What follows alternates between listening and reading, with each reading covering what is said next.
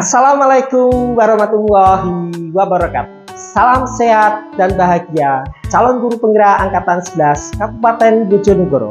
Saya Rizky Trio Hendriawan dari SMK Negeri 1 Borno kelas 194 modul 1.4 aksi nyata budaya positif dengan tema penyebaran pemahaman dan penerapan budaya positif di SMK Negeri 1 Borno.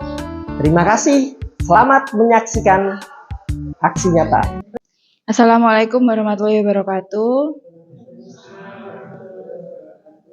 Yang terhormat Kepala SMK Negeri 1 Borno, yang kami hormati Bapak Ibu Guru SMK Negeri 1 Borno, puji syukur kehadirat Allah Subhanahu wa taala yang telah melimpahkan kesehatan kepada kita semua sehingga kita dapat hadir pada hari ini dalam acara pemaparan budaya positif oleh calon guru penggerak di SMK Negeri 1 Borno. Selawat dan salam semoga tetap tercurah kepada junjungan kita Rasulullah Muhammad SAW. Pada kesempatan yang berbahagia ini, mari kita buka acara pada pagi hari ini dengan bacaan basmalah. Bismillahirrahmanirrahim. Acara selanjutnya yaitu sambutan dari Kepala SMK Negeri 1 Borno kepada Kepala Sekolah, kami persilakan. Assalamualaikum warahmatullahi wabarakatuh. Calon guru penggerak di SMK Negeri 1 Borno dalam hari ini Pak Rizky Trio, yang kami hormati Bapak Ibu Guru SMK Negeri 1 Borno.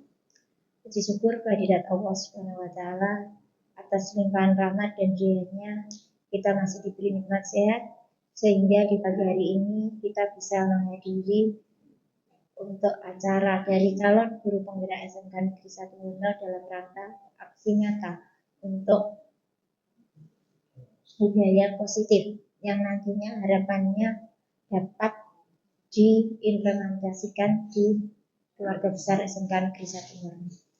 Bapak Ibu yang kami hormati, terima kasih pada kesempatan yang berbahagia ini kita bisa bersama-sama berkumpul di ruangan ini untuk menyaksikan nantinya calon guru penggerak di SMK Negeri 1 Borno yaitu Pak Rizky yang nantinya akan memaparkan budaya positif yang akan dilaksanakan sebagai syarat beliau untuk mengikuti calon guru penggerak untuk angkatan ke-11 di Kabupaten Bojonegoro. Harapannya dengan sosialisasi atau budaya positif yang nanti akan dilakukan ke depannya akan dapat diterapkan betul-betul di lingkungan kerja terutama di SMK Negeri 1 Borno. Dan harapannya juga bisa menjadi motivasi teman-teman SMK Negeri 1 Borno untuk bisa mengikuti sebagai guru penggerak yang sudah merupakan program dari pemerintah yang harus atau bahkan atau mungkin untuk beberapa tahun ke depan ini wajib untuk semua guru yang ada di Indonesia. Harapannya nanti setelah pembuatan aksi nyata budaya positif ini Pak Rizky bisa memenuhi untuk menjadi guru penggerak. Kalau sekarang masih calon, Pak Rizky. Kalau sekarang masih calon, harapannya nanti dengan apa yang dilaksanakan, dengan kegiatan yang dilaksanakan, harapannya bisa lulus sebagai guru penggerak, bisa memotivasi yang nantinya akan muncul guru penggerak-penggerak lain di SMK Negeri 1 Borno. Harapannya seperti itu. Kemudian juga kita kalau bicara budaya positif, berarti nanti akan memberi contoh budaya positif apa nanti yang akan diterapkan, terutama bagi siswa-siswa kita. Kita akan mengajarkan pada siswa-siswa kita contoh budaya positif yang harus kita laksanakan, terutama pada saat kita pembelajaran dengan siswa di SMK Negeri 1 Borno. Harapannya seperti itu. Saya yakin dengan mengikuti calon guru penggerak nantinya ada suatu perubahan, ada suatu istilahnya motivasi, ada suatu perbaikan diri untuk menjadi guru yang betul-betul guru kreatif dan guru inovatif. Harapannya seperti itu. Jadi nanti kami mohon untuk Bapak Ibu guru yang hadir di sini untuk bisa mengikuti jejak dari teman-teman kita yang sudah mengikuti, baik itu yang sudah lulus guru penggerak maupun yang masih sebagai calon guru penggerak. Harapannya di SMK Negeri 1 Murno nanti bisa tumbuh guru-guru penggerak yang lain. Jadi itu merupakan bisa kita gunakan sebagai istilahnya sebagai senjata untuk karir kita ke depan, terutama adalah untuk guru yang berstatus pegawai negeri dan guru yang berstatus P3K. Harapannya kita mengikuti program pemerintah yang betul-betul diarahkan, digembar-gemburkan untuk mengikuti guru penggerak. Itu mungkin yang bisa kami sampaikan. Terima kasih Pak Rizky. Semangat untuk mengikuti kegiatan selanjutnya. Setelah aksi nyata mungkin masih ada kegiatan-kegiatan lain yang harus diikuti. Semoga kedepannya sukses dan bisa lulus nanti tidak sebagai calon lagi tapi lulus sebagai guru penggerak. Dan mohon Bapak Ibu nanti kalau ada memang kita dianjurkan seperti itu, terutama Bapak Ibu guru yang masih muda-muda, monggo untuk mengikuti program guru penggerak yang merupakan program wajib bagi Bapak yang sudah diprogramkan oleh pemerintah. Kita dukung bersama-sama. Terima kasih. Mohon maaf bila ada yang kurang berkenan. Bila itu dari saya. Assalamualaikum warahmatullahi wabarakatuh. Waalaikumsalam. Terima kasih kami sampaikan. Selanjutnya yaitu paparan dari calon guru penggerak. Kepada Pak Rizky kami persilakan.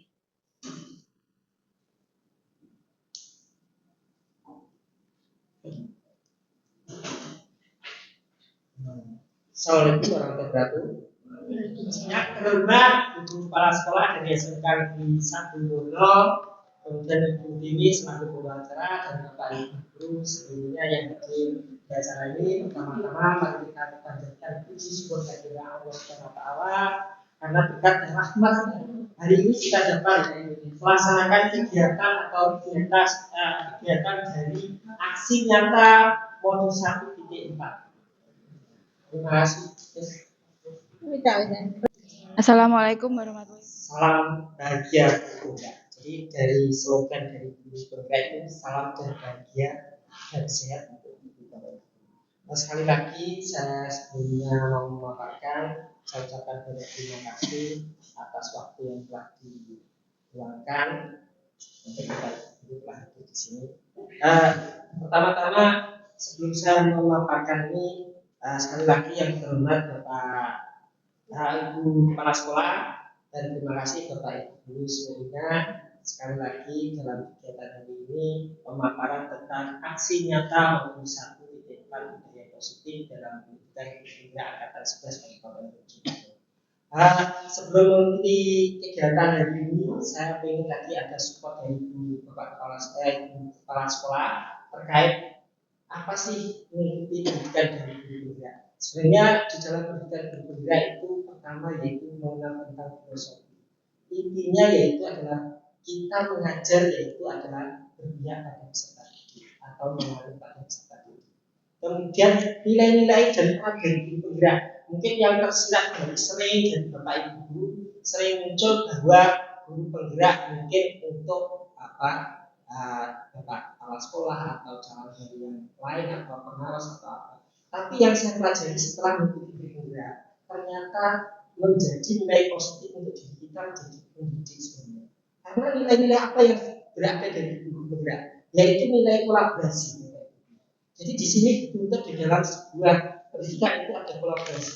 Kemudian yang pertama yaitu ada nilai berpihak pada peserta didik. Kemudian ada mandi. Terus kemudian ada refleksi. Jadi kegiatan-kegiatan ini mungkin yang sering dengan atau yang dilakukan di sekolah gitu. Jadi nilai-nilai yang pada dasarnya itu.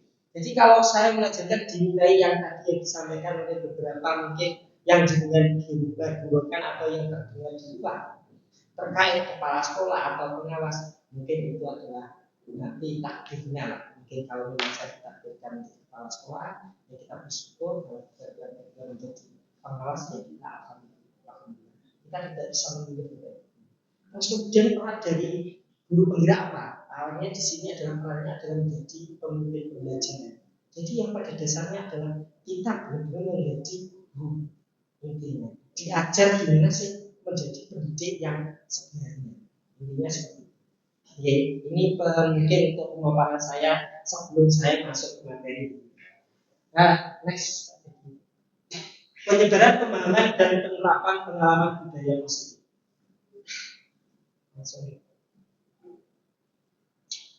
Konsep inti budaya positif yaitu perubahan paradigma dalam belajar. Kemudian disiplin positif, nilai-nilai kebajikan, kebutuhan dasar manusia, motivasi perilaku manusia, posisi kontrol guru, kemudian keyakinan kelas, kemudian segitiga restitusi.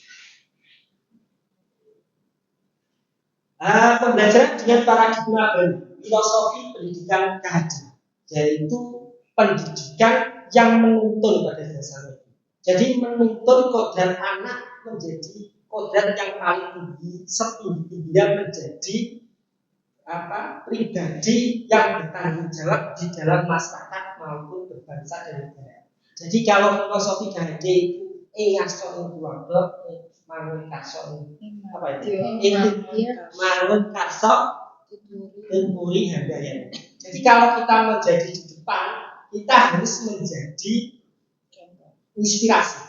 Jadi kalau mungkin ya, kalau saya contoh simpel aja mungkin kita dalam berpakaian itu salah satu juga inspirasi dari peserta didik. Jadi outfit kita itu akhirnya menjadi gambaran peserta didik. Kalau kita di tengah maka kita harus membimbing dan mendorong atau membimbing sesuai kodrat bakat minat peserta didik. Kemudian kemudian daya dari kita harus mendorong bakat minat peserta didik. Pada dasarnya filosofi KHD itu anak itu sudah mempunyai sebuah garis tipis. Jadi tinggal kita gimana memperbaiki. Tapi pada dasarnya dalam ilmu KHD ini bukan hanya menjadi pendidik, tapi kita juga menjadi orang tua, menjadi apapun di dalam itu harusnya menuntunnya seperti tadi. Jadi berpihak atau menggambar pada peserta didik. Jadi bakat anaknya itu pasti ada. Jadi jangan ngejudge bahwa anak ini tidak bisa, tidak ada. Jadi pada dasarnya itu anak itu sudah punya potensi diri masing-masing. Kalau di dalam gambaran jenengan kan ibarat katanya bayi itu seperti kertas putih, tapi di dalam hati itu tidak. Jadi kita sudah punya garis yang tipis.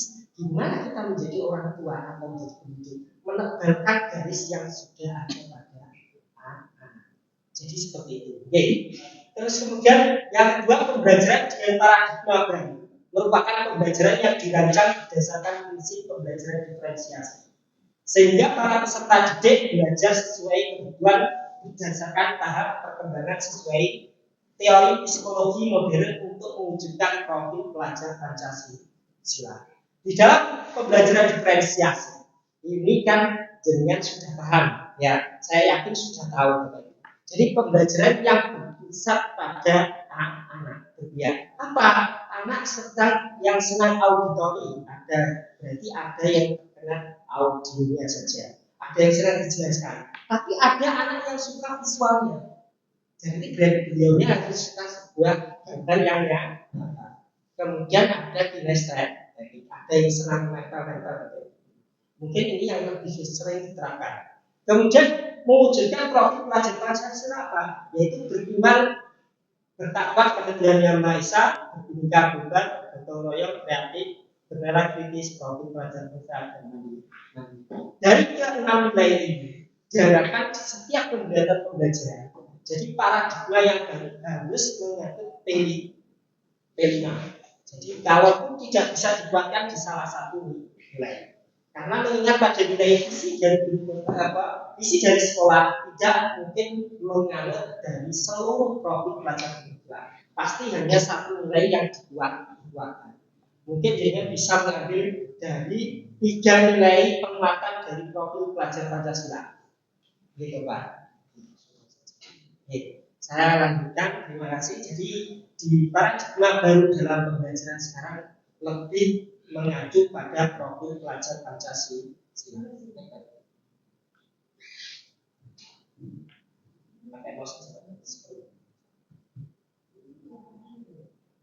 Kemudian miskonsepsi tentang teori kontrol. Jadi gambaran seperti ini. Jadi ilustrasi guru mengontrol murid. Kalau pada dasarnya kita tidak dapat memaksa murid untuk berbuat sesuatu jika murid tersebut memilih untuk tidak melakukan walaupun tampaknya guru sedang mengontrol perilaku murid. Hal demikian terjadi karena murid sedang mengizinkan dirinya dikontrol. Saat itu dalam bentuk kontrol guru menjadi kebutuhan dasar yang dipilih murid tersebut. Teori kontrol menyatakan bahwa semua perilaku memiliki tujuan bahkan terhadap perilaku yang tidak disukai. Jadi di teori miskonsepsi tentang teori kontrol ini ibarat seperti es yang di dalam lautan. Jadi kalau sebuah es itu kan tampak yang di luar itu hanya 12%, yang lainnya 80%. 8 itu adalah yang di dasar laut. Jadi kita tidak tahu. Ibaratnya kalau anak biasanya pengen wes tidak mau berubah, maka ya pada dasarnya sudah tidak mungkin. Kalau jenengan melihat visualnya secara sedikit itu kan hanya secara terlihat saja. Tapi yang secara dalamnya kan jenengan mesti perlu harus melakukan sebuah pendekatan. Kemudian ilustrasi bahwa semua penguatan positif, efektif dan bermanfaat. Penguatan positif atau bujukan adalah bentuk-bentuk kontrol segala usaha untuk mempengaruhi murid agar mengurangi suatu perilaku tertentu adalah suatu usaha untuk mengontrol murid tersebut. Dalam jangka waktu tertentu, kemungkinan murid tersebut akan menyadarinya dan mencoba untuk menolak bujukan kita, atau bisa jadi murid tersebut menjadi tergantung dengan pendapat sang guru atau dosen saja. Jadi hanya mengikuti apa yang disampaikan saja. Next. Kemudian ilustrasi bahwa kritik membuat orang merasa bersalah dan menguatkan sebuah karakter. Menguatkan kritik dan rasa bersalah untuk mengontrol murid menuju pada identitas gagal. Mereka belajar untuk merasa buruk tentang diri mereka. Mereka mengembangkan dialog diri negatif, kadang cara sulit bagi guru untuk mengidentifikasi bahwa mereka sedang melakukan perilaku ini karena seringkali guru cukup menggunakan suara halus. Jadi kalau di sini gambarannya seperti ini. Oke. Kemudian ilustrasi bahwa orang dewasa memiliki hak untuk memaksa. Banyak orang dewasa yang percaya bahwa mereka memiliki sebuah tanggung jawab untuk membuat murid berbuat hal tertentu. Apapun yang dilakukan dapat diterima selama ada sebuah pengajuan berdasarkan sebuah pengukuran kinerja. Pada saat itu pula, orang dewasa akan menyadari bahwa perilaku memaksa tidak akan efektif untuk jangka panjang dalam sebuah hubungan permusuhan akan tertentu. Kemudian, bagaimana seorang bisa mengubah dari paradigma stimulus respon kepada pendekatan teori kontrol? Di dalam Stephen ini mengatakan bahwa bila kita ingin membuat kemajuan perlahan, sedikit-sedikit ubahlah sikap atau perilaku kita. Jadi dari diri kita menjadi diri. Namun bila kita ingin memperbaiki cara-cara utama kita, maka kita perlu mengubah sebuah kerangka acuan diri kita. Jadi kembali lagi pada diri kita. Tidak mungkin anak itu kalau tidak ada kemauan pada diri anak masing-masing, maka anak juga tidak akan mau berubah. Jadi pada dasarnya perubahan pada dimulai dari diri kita. Jadi pendidik juga sama. Kalau pendidik kemarin diumpamakan jangan takut hukuman, tapi pada kembali lagi takutnya pada siapa? Pernah saya menggambarkan bahwa saya itu bukan takut dengan waktu apapun, tapi jujur saja dalam nilai ketakutan saya yaitu adalah karena kita selalu dibersamai oleh Tuhan. Maka kita yang bisa takut apa? Yaitu kita itu akan dikontrol terus akan adanya Tuhan. Kalau kita ingin sukses, maka kita percaya dan yakin setiap apapun yang kita lakukan, maka niscaya kita akan sukses. Jadi gambaran saya seperti ini. Pada stimulus respon seolah-olah orang lain dapat kita kontrol, dapat kita kendalikan, sehingga kita dapat mengubah seorang menjadi apa yang kita inginkan. Tetapi pada dasarnya, pada teori kontrol sangat ditolak belakang. Sesuatu yang sedang kita kontrol sebenarnya tidak dapat dikendalikan. Karena yang dapat mengontrol ada diri sendiri, bukan lagi orang lain. Jadi pada dasarnya sehingga kita berubah menjadi orang itu kalau itu gambaran padanya. Saya bisa merubah mungkin Wani itu kan hanya gambaran saya. Tapi kembali lagi ke Wani mau berubah atau tidak, maka kita harus dalam dirinya. Gimana dia menunjukkan diri. Mengubah paradigma stimulus respon ke pendekatan teori kontrol. Di stimulus respon realita kebutuhan kita itu sama. Jadi kalau di sini mestinya semuanya sama gitu. Bertahan hidup, punya rumah dan semuanya sama saya. Cita-cita kita itu sama. Kalau kita menjadi pendidik maka kita ingin selalu dan mengembangkan potensi kita terus gitu. Jangan pernah berhenti walaupun kita kadang pesimis, tapi siapa yang membuat optimis kita kalau bukan diri kita. Jadi kalau dulu saya pengalaman guru penggerak sebenarnya bukan mengikuti dengan guru penggerak pada dasarnya awalnya, tapi karena apa? Dulu ya ini karena PPG itu menjadi stimulus dan saya ternyata jadi pengalaman itu apalagi kegagalan saya lihat kegagalan. Saya sama wawancara itu sampai bisa, tapi ternyata bukan berbeda.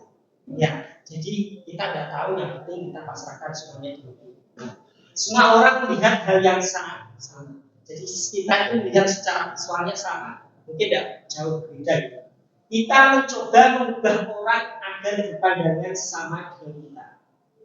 Perilaku buruk dilihat sebagai suatu kesalahan. Orang lain bisa mengontrol saya. Kalau di stimulus respon, saya bisa mengontrol orang lain. Pemaksaan pada saat menunjukkan adalah gagal. Model berpikir atau kalah. Teori kontrolnya realita kebutuhan kita berbeda. Tapi kalau di respon stimulus sama. Tapi kalau dikontrol, tapi kita punya kebutuhan masing-masing. Tidak mungkin sama. Sama kalau anak itu setiap satu kelas itu punya kebutuhan yang berbeda. Setiap orang memiliki gambaran yang berbeda. Mungkin saya dengan Bu Ayu ya gambarannya berbeda saya. Tidak mungkin sama. Ya, kita bisa memahami pandangan orang lain tentang dunia. Jadi kita di sini ya, kalau dari kontrol itu gimana kita bisa memahami pandangan orang lain tentang semua perilaku memiliki sebuah tujuan. Jadi tidak mungkin anak gambaran perilakunya tidak menggambarkan tujuannya juga ada. Jadi pasti ada tujuan yang ini dicapai. Hanya Anda yang bisa mengontrol diri Anda. Kemudian Anda tidak bisa mengontrol orang lain. Kemudian kolaborasi, konsekuensi menciptakan pilihan-pilihan baru, model berpikir menang. Disiplin positif. Jadi dalam budaya kita, makna dalam disiplin telah berubah menjadi sesuatu yang dilakukan seorang pada orang lain untuk mendapatkan kepatuhan. Kita cenderung menghubungkan kata disiplin dengan ketidaknyamanan. Jadi kadang disiplin itu mestinya ada kata dihubungkan dengan tidak nyaman. Padahal saat kita disiplin, ya kalau secara positif mestinya nyaman gitu. Kalau kita waktunya tepat maka kita merasanya nyaman. Merupakan salah satu pendekatan disiplin positif yang memampukan seseorang untuk mengontrol perilaku dalam kesadaran dan bertanggung jawab atas ketidaknya sebagai wujud menghormati diri sendiri dan orang lain. Tadi saya bilang tadi, yaitu tanggung jawab kita itu pada diri kita ya, bukan pada selain diri kita pastinya ke orang lain. Karena di dalam penggerak tadi ada gambaran kita itu seperti apa. Jadi yang pertama yaitu tanggung jawab yang jelas pada diri kita, tapi kembali lagi yaitu ada Tuhan itu adalah termasuk secara intrinsik. Kalau ini kesadaran itu adalah ekstrinsik, jadi dari luar, bisa jadi pengaruh dari sosial. Sebagai pendidik, tujuan kita adalah menuntun murid untuk memiliki disiplin diri, sehingga mereka bisa berperilaku yang mengacu pada nilai-nilai kebajikan universal dan memiliki motivasi intrinsik bukan ekstrinsik. Jadi harusnya dari diri bukan karena dari luar. Next. Pendekatan disiplin positif tidaklah tentang anak atau peserta didik secara langsung, tetapi tentang diri dan cara kita sendiri, baik sebagai orang tua, guru atau orang dewasa yang memberikan sebuah dampak dan pengaruh positif kepada anak atau peserta didik. Jadi budaya positif yang kita lakukan di sini pada dasarnya siapa tahu nanti membahas pada di lingkungan keluarga atau karena kebiasaan peserta didik kalau kita ajak sebuah budaya yang sering kita lakukan di dalam kelas, maka akan menjadi budaya yang melekat pada diri anak. Pendekatan disiplin positif merupakan kemampuan individu pendidik untuk membina mendidik peserta didik secara individual atau secara kelompok. Jadi kalau di sini dituntut kemampuan individu secara pendidik membimbing dan mendidik jadi secara individu dipanggil secara global, kalau ada masalah maka bisa secara individu, tidak mungkin bisa kelompok. Kemudian pendekatan secara individual atau kelompok perlu mendapatkan sebuah dukungan kebijakan sekolah atau peran serta pemangku kepentingan kerja. Jadi pendekatan secara individu atau kelompok, karena permasalahan kita di dalam sekolah itu sebenarnya pada dasarnya adalah terletak pada diri kita sendiri. Pendidik, ada murid, kemudian ada rekan sejawat, kemudian ada pemangku kebijakan. Jadi permasalahan yang muncul ya seperti itu. Maka kita harus gimana budaya positif ini bisa diterapkan di sekolah, maka harus kita kerjasama dengan pemangku kebijakan. Harus berkolaborasi. Kalau di sekolah, di kelas sudah melakukan budaya positif, maka di luar juga harus kita sama-sama mengikuti dalam kegiatan atau mendukung dari kegiatan budaya positif.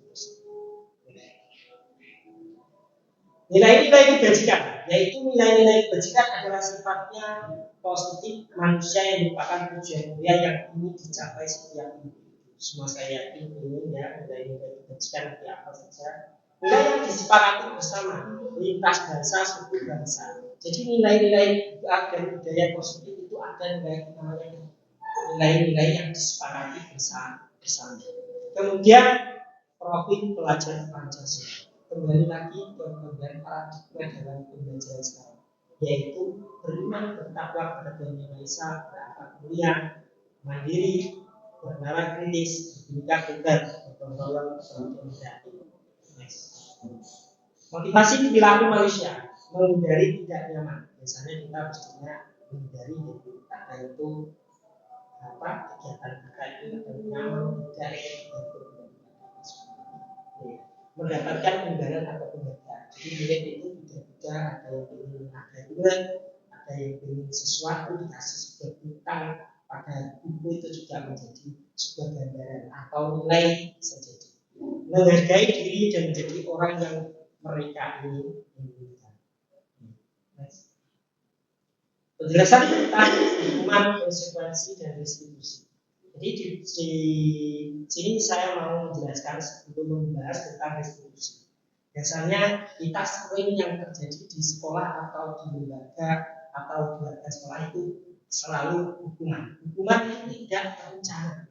Jadi bersifat satu arah, bisa berupa hukuman fisik, psikis atau kata-kata kasar. Jadi biasanya anak-anak itu sudah yang salah itu langsung kita ambil sikap yaitu selalu menghukum.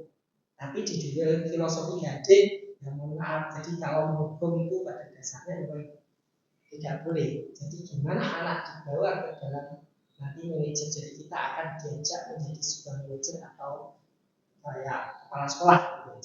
Jadi konsekuensi yaitu bersifat terencana sudah disepakati untuk konsekuensi dibuat oleh pihak guru atau sekolah. Jadi kalau konsekuensi atau sebuah peraturan biasanya berupa jenengan yang buat tapi tidak melibatkan peserta didik. Jadi konsekuensinya apa? Kalau hari ini kamu telat, maka bisa jadi kamu saya suruh lapangan atau suruh menulis, itu konsekuensi. Suruh menulis. Tapi kalau tadi bilang berarti hukuman. Tapi kalau yang menulis itu adalah konsekuensi. Karena apa? Ada nilai efek dari anak melakukan sebuah tugas. Restitusi adalah proses menciptakan kondisi bagi murid untuk memperbaiki sebuah kesalahan mereka sehingga mereka bisa kembali pada kelompok mereka dengan karakter yang lebih kuat. Jadi memperbaiki kesalahan sendiri tanpa adanya dugaan dari orang. Jadi dia menyadari dan mencari solusi sendiri. Jadi pendekatan restitusi itu pendekatan yang dilakukan dengan cara kita menanya dia kenapa, jadi seperti apa, tapi solusinya dibicarakan anak sendiri. Kita hanya sebagai manajer saja di sini, hanya mendorong saja alasannya apa, tapi tidak boleh menghukum kita. Jadi kita itu ibaratnya kalau kita bapak ibu tidak pernah melakukan sebuah kesalahan, karena kita manusia yang tidak sempurna. Kata-kata itu sebenarnya harus kita ucapkan dengan anak. Kadang kalau kita telah di kelas, boleh kita mengucapkan seperti itu. Mungkin saya biasanya ya sering kalau ada telat jam, saya mengucapkan ya ini pasti telat karena kegiatan. Setidaknya itu menjadi nilai yang positif untuk kita di kelas. Next. Mengapa keyakinan kelas bukan sebuah peraturan? Jadi kenapa kita katakan seperti keyakinan? Jadi kita itu penting kayak gitu. Jadi kalau sedang awal pembelajaran sebelum melakukan sebuah kegiatan pembelajaran, maka kita harus membuat kesepakatan kelas. Ya, bersama siapa? Kesepakatan dibuat bersama seluruh siswa atau seluruh yang ada di dalam kelas tersebut. Boleh tidak di setiap kelas itu, setiap mapel boleh membuat kesepakatan kelas? Boleh. Karena beda dengan bapak guru kita itu bukan guru SD atau guru kelas ya Bapak. Tapi kita guru mapel. Jadi kita harus punya kesepakatan kelas yang berbeda setiap mapelnya atau setiap kelas. Karena belum tentu kesepakatan yang dibuat setiap kelas itu sama. Pengennya Pak seperti ini, nah, tapi nilai kalimatnya harus kalimat yang positif. Jadi keyakinan kelas dibuat berdasarkan kesepakatan antara guru dan siswa. Maka jika anak melanggar sebuah kesepakatan itu dikembalikan di kondisi awal. Berarti yang membuat kan bukan saya atau bukan hanya guru atau kepala sekolah, tapi kita bersama. Kalau peraturan biasanya dibuat oleh satu pihak atau oleh guru saja, sifatnya satu arah. Kemudian, mengapa kita memilih peraturan tentang menggunakan helm pada saat mengendarai kendaraan roda 2? Kira-kira, Bapak Ibu, mengapa kita kok disuruh menggunakan helm saat berkendara? Itu termasuk sebuah aturan atau hukuman tata tertib atau sebuah hukuman atau seperti apa? Kalau gambarannya tadi, mungkin gambarannya Bapak Ibu mungkin sama ya. Mengapa kita memiliki peraturan tentang menggunakan helm pada saat mengendarai kendaraan roda 2? Sebenarnya pada dasarnya kembali lagi kepada diri kita. Yaitu ini bukan untuk siapapun, tapi kembali untuk diri kita, keselamatan diri kita. Jangan kita takut nanti ada polisi atau nanti di jalan seperti apa, tapi untuk keselamatan secara personal atau pribadi. Jadi jangan karena dorongan atau sebuah aturan. Seandainya kita jatuh nanti gimana? Itu kan kita berpikir ke situ, tapi kesadaran muncul dari diri kita. Kemudian mengapa kita memilih peraturan tentang menggunakan masker? Mungkin ini jangan COVID, mencuci tangan setiap ini kita juga sama demi keselamatan kita sendiri, bukan karena aturan gitu dah, tapi memang kesadaran secara personal yang timbul dari diri kita sendiri. Prosedur pembentukan keyakinan kelas atau sekolah. Jadi mempersilahkan warga sekolah atau siswa mencurahkan sebuah ide tentang peraturan yang akan disepakati. Tadi kalau kesepakatan kelas saya yakin Bapak Ibu sudah melakukan hal ini, tapi saya hanya mengingatkan setiap kalau memang anak melakukan sebuah pelanggaran maka dikembalikan dipertanyakan lagi kesepakatan apa yang mungkin pernah kamu tahu ya, kesepakatan yang mana kamu lakukan. Kemudian mencatat semua masukan. Jadi apa yang dituangkan oleh anak kita terima, kita masukkan semuanya. Contoh anak-anak kita kalau kita buat kesepakatan kelas mesti ini, Pak jam kosong Pak, tapi nilai positifnya ada enggak? Kalau tidak ada memiliki nilai positif, maka ya mohon maaf, bukan kesepakatan itu tidak benar. Oke. Ganti kalimat negatif menjadi sebuah kalimat positif. Tinjauan kembali curahan pendapat yang terkumpul dan disusun menjadi sebuah keyakinan kelas atau sekolah. Tinjauan ulang keyakinan kelas yang sudah tersusun sampai 3 sampai 7, meninjau dan menyetujui dan menandatanginya. Kemudian keyakinan kelas ditambahkan di dinding kelas. Ini kalau di dalam SD, tapi kalau kita di SMK, saya yakin kesepakatan kelas kita mesti sering baca bisa ambil sewaktu kita mengingatkan peserta jika ada yang melanggar dari keyakinan kelas tersebut. Karena keyakinan kelas itu akan menjadi sebuah budaya positif yang menjadi sebuah keyakinan sekolah, yaitu budaya positif yang kembali lagi di lingkungan sekolah. Jadi berawal dari sebuah keyakinan kelas. Next, struktur organisasi utama. Jadi ini kebutuhan dasar dari manusia, yaitu bertahan hidup, kasih sayang, kemudian penguasaan, kebebasan, dan kesenangan. Jadi kalau bertahan hidup, saya yakin semuanya sama: makan, pakaian, tempat tinggal, keamanan, kesehatan. Kemudian kasih sayang, yaitu rasa diterima, kemudian berbagi, kerjasama, menjadi bagian dalam kelompok. Kemudian harga diri, keinginan untuk dianggap, memimpikan, mempresentasikan, diakui, dan didengarkan. Pada nilai kebebasan, saya yakin semua anak juga memiliki nilai seperti ini, bukan karena diri kita, yaitu adalah mandiri, memiliki pilihan, mencoba hal yang baru, kemudian mampu mengendalikan arah dirinya. Kemudian pada nilai kesenangan, yaitu bermain, humor, antusias, atau tertawa. Ini perlu. Jadi kalau mungkin sekedar pembelajaran mulai kita gunakan SPT. Next. Kemudian motivasi perilaku manusia, motivasi intrinsik. Jadi di dalam dan luar untuk menghindari ketidaknyamanan atau hukuman, untuk mendapatkan imbalan kebahagiaan sama. Motivasi intrinsiknya yaitu adalah untuk menjadi orang yang mereka inginkan dan menghargai dirinya sendiri dengan nilai-nilai yang mereka percaya. 5 posisi kontrol, yaitu adalah penghukum, pembuat merasa bersalah, kemudian menjadi teman, pemantau, atau manajer.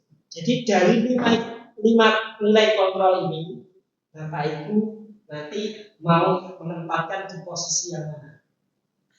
Tapi kalau dari 5 nilai kontrol tadi adalah kita harus bisa menjadi manajer dari keseluruhan. Posisi kontrol guru, yaitu penghukum, menggaji, menunjuk,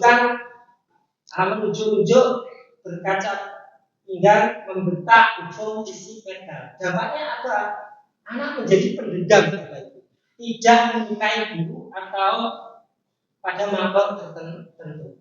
Kemudian membuat merasa bersalah, suara lembut namun menyalahkan siswa, guru menyatakan kesalahan pada siswa, dan guru menderita. Dampaknya apa? Yaitu membuat siswa merasa bersalah dan rendah diri dan menarik diri. Jadi lebih kayak introvert Bapak. Jadi kadang ada yang merasa bersalah, ada juga yang mungkin seperti apa, ada gelisah. Kemudian teman, guru bersikap ramah, cenderung bersenda gurau untuk menghangatkan suasana. Dampaknya murid bergantung pada satu orang dan membuat siswa tidak mandi. Biasanya kalau kita menjadi teman, biasanya anak-anak itu sudah merasa nyaman, akhirnya menjadi tergantung pada bapak ibu. Terus ada yang bilang ya merasa sama lah. Kalau di rumah juga sama. Kalau mungkin kita punya anak, jadi yang terjadi ya sama. Kalau kita memihak di satu, maka dia merasa bahwa dia akan terlindungi. Pemantau. Nada bicara dan ekspresi data identitas berhasil memantau tetap memantau saat siswa diberi sanksi. Dampaknya adalah itu hadiah hukuman diberi tanpa melihat nilai bajikan ketiganya sepenuh hati. Kalau manajer ini Bapak, suara netral, terciptanya identitas positif atau berhasil mengajukan pertanyaan bermakna, membantu siswa memecahkan sebuah masalah. Dampaknya apa di sini? Yaitu murid lebih mandiri, Kemudian PD dalam memecahkan masalah atau mampu memecahkan masalah secara mandiri. Next.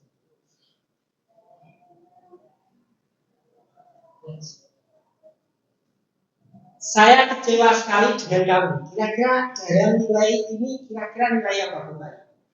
Coba dari yang nomor 1. Saya kecewa sekali dengan kamu. Kira-kira apa? Dari nilai kontrol tadi Bapak.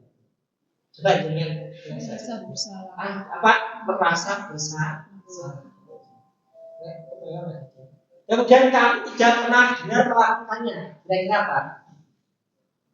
Bapak Ibu. Saya kembalikan lagi juga kalau masih lupa dari nilai kontrol tadi dikembalikan Pak. Kamu tidak pernah apa? Jadi apa? Kamu tidak pernah dan peraturan sebagai apa?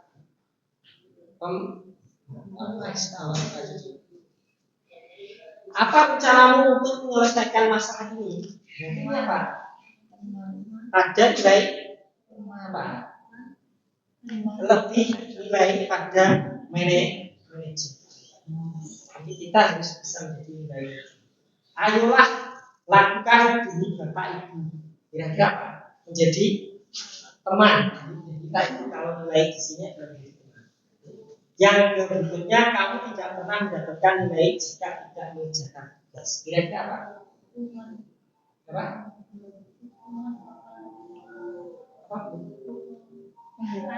Kalau tidak apa? Pemantau. Jadi nilai pemantau. Segitiga institusi. Jadi tadi nilai dari 5 kontrol tadi ada yang terakhir yaitu manajer. Segitiga institusi itu ada menstabilkan identitas, validasi tindakan yang bersalah, menanyakan keyakinan. Jadi yang di sini adalah setiap orang pasti pernah melakukan sebuah kesalahan. Jadi ini sudah pasti di sini. Kamu bukan satu-satunya yang pernah melakukan ini. Kayaknya terus kemudian di sini pertanyaan kamu tentukan punya alasan. Jadi anak itu kalau terlambat pasti punya alasan. Tidak mungkin langsung. Ada cara yang lebih efektif. Jadi anak disuruh mencari solusi sendiri. Kemudian yang terakhir yaitu ditanyakan sebuah keyakinan kelas yang dibuat bersama tadi. Next. Kemudian menstabilkan identitas. Di sini menstabilkan identitas dilakukan berdasarkan sebuah prinsip bahwa tindakan kesalahan adalah bagian dari proses pembelajaran yang nantinya akan menggeser identitas agar ke arah identitas sukses. Next. Berdasarkan prinsip membuat kesalahan bagian dari proses pembelajaran.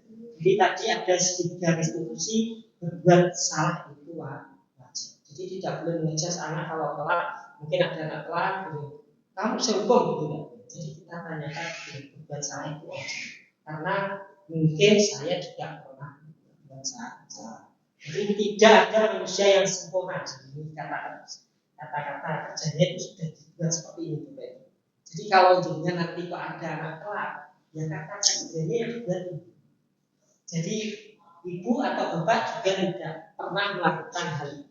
Jadi anak-anak seolah-olah dipancing. Bukan kamu saja yang salah, tapi Parisi juga salah di sini. Oke. Bapak Ibu tidak mau mencari siapa yang salah, tetapi Bapak Ibu ingin mencari sebuah solusi dari permasalahan ini. Kamu berhak merasa di situ. Kemudian validasi tindakan yang salah. Jadi setelah identitas kita melakukan sebuah validasi sebuah tindakan. Kalau tadi identitasnya apa kesalahannya? Ya. Validasi tindakan yang salah dilakukan berdasarkan sebuah prinsip bahwa setiap perilaku berupaya memenuhi sebuah kebutuhan tertentu, sehingga guru atau orang tua akan bergeser dari pemikiran stimulus respon menjadi proaktif, serta akan lebih mengenali dan mengakui kebutuhan murid atau anak. Berdasarkan prinsip perilaku berupaya untuk memenuhi suatu kebutuhan tertentu, kamu pasti punya alasan mengapa melakukan hal itu. Kalau mungkin jamnya telat, berarti kenapa alasan mengapa telat? Jadi pasti punya alasan. Tidak boleh bahwa seperti ini. Misalnya langsung Bapak Ibu rata-rata menghukum. Kemudian padahal kamu bisa melakukan hal yang lebih buruk dari itu. Kemudian kamu patut bangga karena telah melindungi sesuatu yang penting. Kamu melakukannya karena mempertahankan sesuatu yang penting bagimu. Yes. Ini kata-kata yang kita kemudian menanyakan sebuah keyakinan. Jadi yang dari mengenalkan identitas, menstabilkan, kemudian yang terakhir yaitu menanyakan sebuah keyakinan.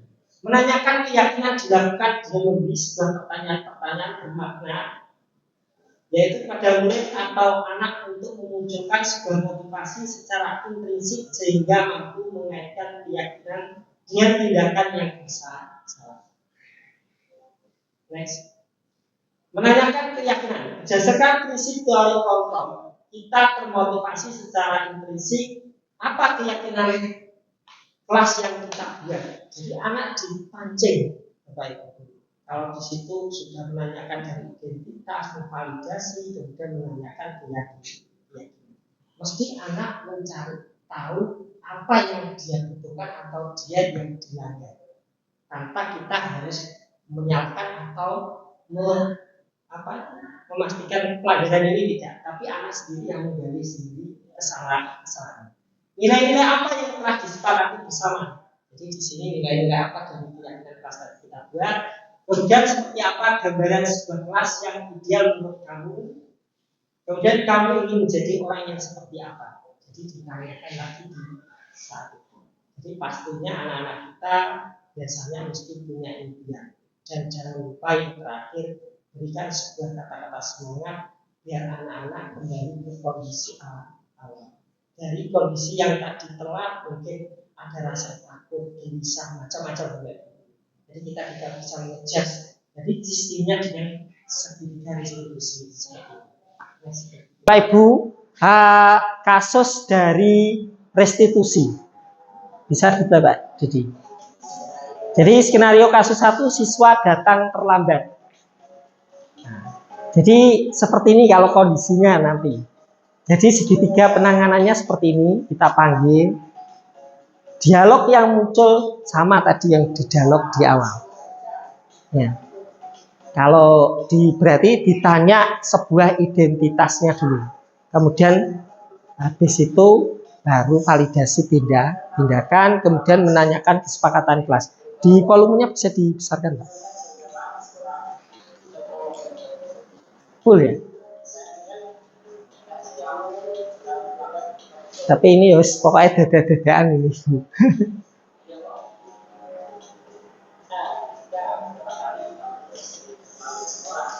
Jadi berapa kali kamu sering terlambat sekolah ditanyakan lagi ke anak-anak. Jadi pertanyaan di sini setiap orang pasti punya sebuah kesalahan.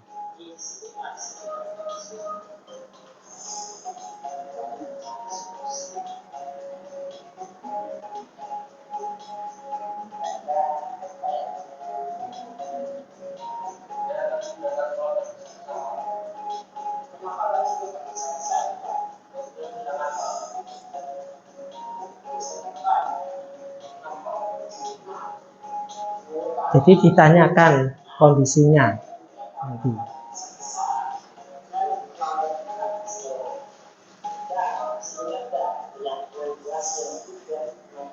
Nah, ditanyakan keyakinan yang terakhir, Bapak.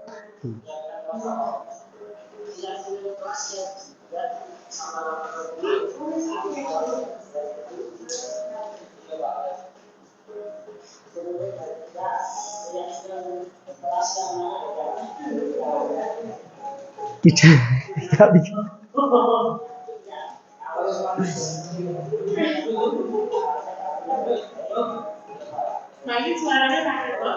Tidak kedengar. Enggak. Nanti kita itu seperti itu.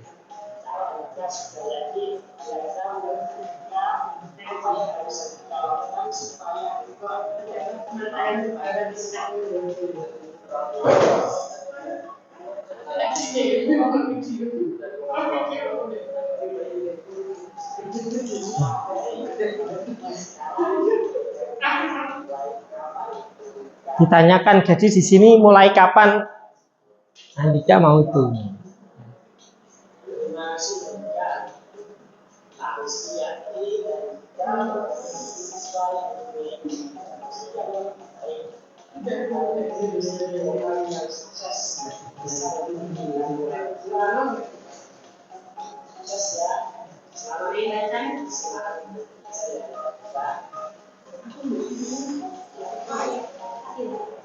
Jadi ini kalau membuat sebuah segitiga restitusi, jadi Bu Hani manggil masalah ini Akbar seperti itu. Jadi tidak boleh mengejar. Mestinya anak punya yang tadi punya bakat yang paling terdalam mungkin. Tapi kalau teori itu kan beda-beda ya Bu ya. Tapi kadang diterapkan ya tidak bisa. Kadang tadi yang nilai berpihak pada peserta didik itu kan juga agak susah sebenarnya. Memang aturannya kan tidak mungkin kita harus mengerti dan mengerti. Sebenarnya kita itu jadi guru tuh kalau di teori GHD itu tidak boleh apapun, pokoknya ngikut apa jari anak katanya ibaratnya.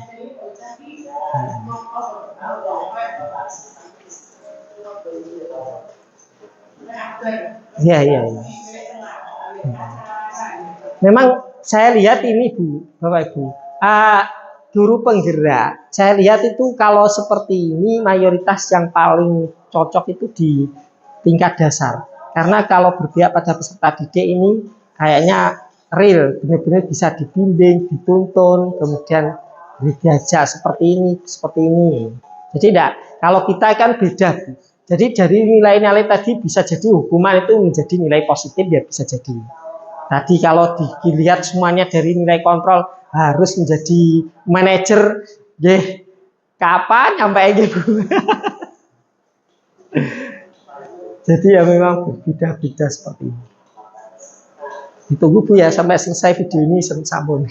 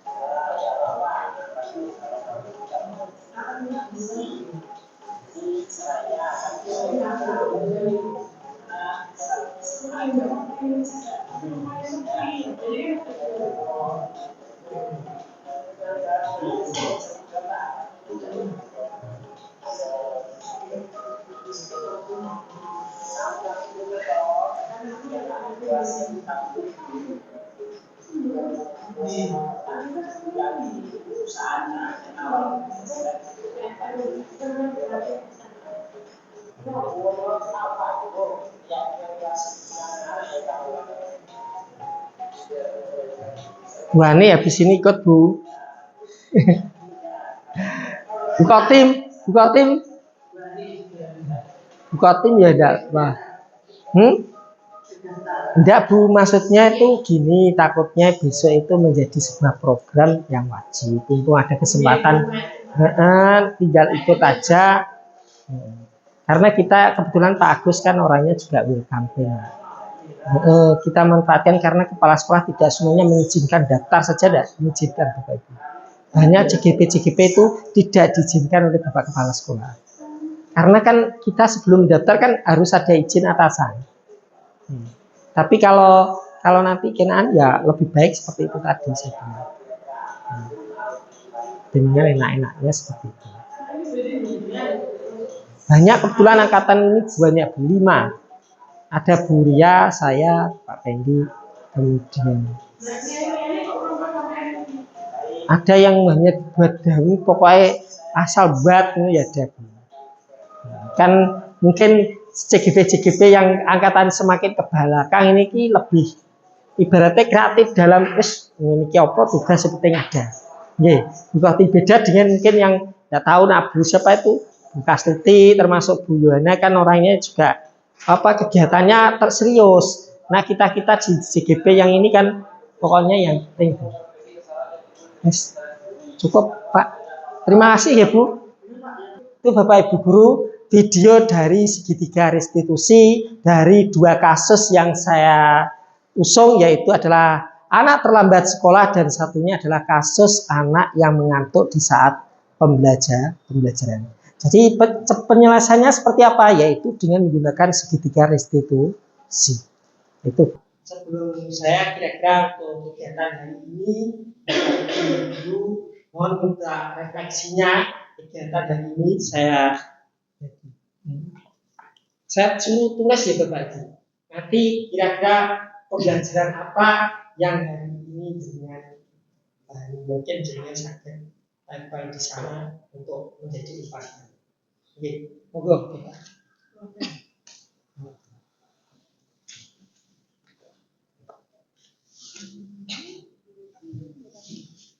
Ya, pakai pulpen.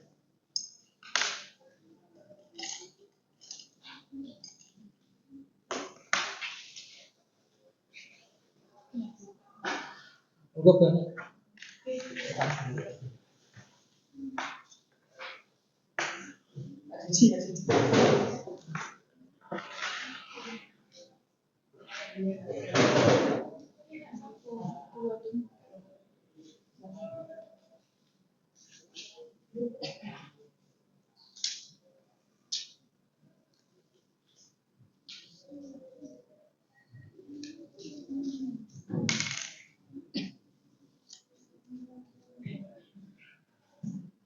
Kira-kira dari pemaparan dari seluruh kegiatan hari ini, kira-kira apa yang dipahami terkait dengan pemahaman bermakna dalam budaya positif?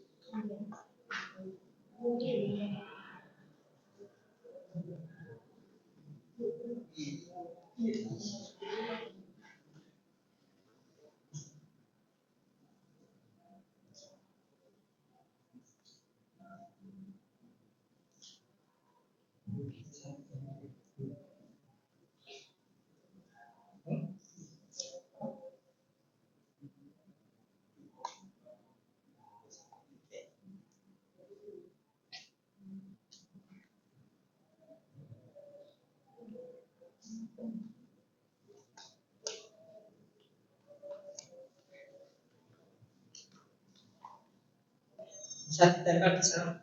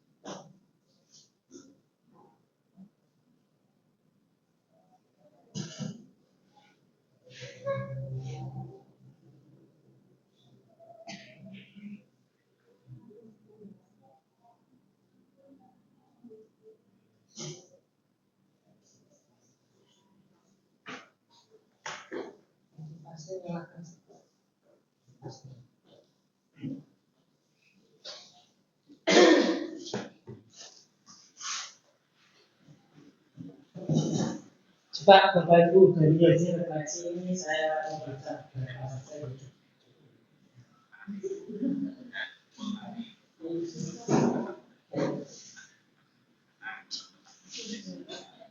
Ketika seseorang, saya ambil di sini ada yang ketika seseorang membuat sebuah kesalahan, pasti seseorang memiliki alasan kuat dibalik hal tersebut. Segitiga restitusi sangat tepat untuk diterapkan dalam keadaan tersebut. Jadi segitiga restitusi tadi memang pastinya kita menjadi manajer. Mulai kontrol tadi yang paling penting. Di hal apa saja, ini ada videonya kita di sini. Kemudian yang coba saya baca lagi teori kontrol di sini. Dari teori kontrol, guru dapat memilih atau memposisikan diri sebagai pendukung, pembuat rasa bersalah, teman atau manajer. Jadi tinggal Bapak Ibu guru mau memilih di posisi kontrol mana yang akan jenengan itu Pak. Tapi di dalam kegiatan dari hasil refleksi ini saya lihat sudah Bapak Ibu guru ada yang memahami. Sekali lagi saya ucapkan banyak terima kasih dan sekali lagi terima kasih, semoga bermanfaat Bapak Ibu guru. Saya kembalikan ke pembawa acara. Dan terima kasih. Saya kira wassalamualaikum warahmatullahi wabarakatuh. Terima kasih. Demikian pemaparan materi tentang budaya positif oleh calon guru penggerak Bapak Rizky. Bapak Ibu guru yang sudah hadir, kami ucapkan terima kasih. Saya sebagai pembawa acara mohon maaf apabila ada salah-salah kata. Mari kita akhiri dengan bacaan hamdalah. Alhamdulillahirrahmanirrahim. Terima kasih. Wassalamualaikum warahmatullahi wabarakatuh. Assalamualaikum warahmatullahi wabarakatuh. Perkenalkan, nama saya Anik Kiswati. Saya rekan dari Bapak Rizky Trio Hendriawan, calon guru penggerak angkatan 11. Dari pemaparan beliau, dapat saya pahami tentang bagaimana budaya positif di SMK Negeri 1 Borno, serta keyakinan kelas yang sudah dipaparkan bersama, serta penanganan siswa bermasalah dengan menggunakan metode segitiga restitusi. Terima kasih. Wassalamualaikum warahmatullahi wabarakatuh. Assalamualaikum warahmatullahi wabarakatuh. Saya Handika Pardeni dari 11 DKV 1. Kebetulan saya diajar oleh Pak Rizky Hendrawan, guru calon penggerak angkatan 11. Sebelum kegiatan pembelajaran, saya diajak oleh Pak Rizky membentuk kesepakatan kelas. Di antaranya adalah 1. Datang tepat waktu. 2. Mengawali dan mengakhiri pembelajaran dengan berdoa. 3. Menjaga kebersihan lingkungan. 4. Dilarang menggunakan HP saat pembelajaran kecuali diperlukan. 5. Menjaga kerapian pakaian. 6. Berbicara dengan sopan. Terima kasih. Sekian dari saya. Wassalamualaikum warahmatullahi wabarakatuh. Video ini bermanfaat. Terima kasih. Wassalamualaikum warahmatullahi wabarakatuh.